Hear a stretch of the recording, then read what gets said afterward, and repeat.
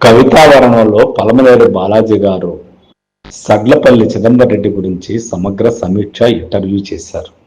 ఆ సడ్లపల్లి చిదంబరెడ్డి రాసిన కొన్ని ముఖ్య పుస్తకాల గురించి కూడా వివరించారు. ఆ పుస్తకాల లిస్టుని మన సాహిత్య యూట్యూబ్ ఛానల్ పూర్తిగా చెబుతోంది. ఎందుకంటే ఆసక్తి ఉన్న వాళ్ళు ఆ పుస్తకాలు చదవచ్చు.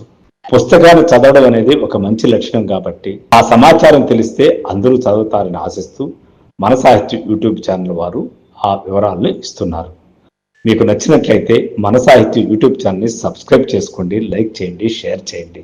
ఇంతవరకు అచ్చైన సడ్లపల్లి చిదంబరెడ్డి పుస్తకాలు: భావనా పల్లవం కవితల సంపుటి, ఇసుక కథల సంపుటి, దృశ్య ప్రవాహం కవితల సంపుటి, కొల్లబోయిన పల్లె కథల సంపుటి, నేను శ్యాంబశివుడు మాట్లాడుతున్న ఒక పుట్టు గుడ్డివాని ఆత్మకథ, చీకటి లోకంలో 90 రోజులు కన్నడం నుంచి అనువాదం, బతుకు వెతుకులాట 60 ఏళ్ల తర్వాత అనుభవంతో పాటు ప్రజల నిత్య వ్యవహారిక పదజాలంతో రాయలసీమలో 100 సంవత్సరాల మార్పును అక్షరబద్ధం చేసిన బృహత్తర పుస్తకం, మహాభినిష్క్రమణం రైతు కనుమరుగు కవితల సంపుటి, మట్టి మొగ్గలు కథల సంపుటి, ఎనుములు మానవ సంబంధాలు కథా సంకలనం, మై శ్యాంబశివ్ బోల్ రహా హూ హిందీ అనువాద కథలు, నొళంబవాడి చరిత్ర పరిశోధన సిద్దిగిరి శ్రీనివాసు, బేరప్ప నవల డాక్టర్ బి నాగశేషు.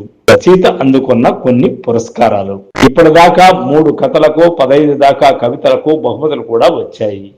అనంత ఆణిముత్యం 2000 సంవత్సరంలో సాహితీ గగన్ మహల్ పెనుగొండ, బడి నేర్పిన పాఠాలు ఉపాధ్యాయుడిగా అనుభవం మొత్తం రాయలసీమ ఉపాధ్యాయులతో ఉత్తమమైనదిగా ఆంధ్రజ్యోతి యునెస్కో పురస్కారం, 2013 రాష్ట్ర ప్రభుత్వ ఉగాది పురస్కారం, 2013లో అన్నమయ్య పురస్కారం, డాక్టర్ రావూరి భరద్వాజ పురస్కారము, రవీంద్ర భారతి హైదరాబాద్, రంజని కుందుర్తి పురస్కారము, శ్రీశ్రీ 104వ జయంతి పురస్కారము, దక్షిణ భారత హిందీ ప్రచార సభలో స్నాతకోత్సవ సభ పురస్కారం, శ్రీమతి సిరే గారి దేవమ్మ కథా పురస్కారం, గిడుగు రామ్మూర్తి భాషా పురస్కారం.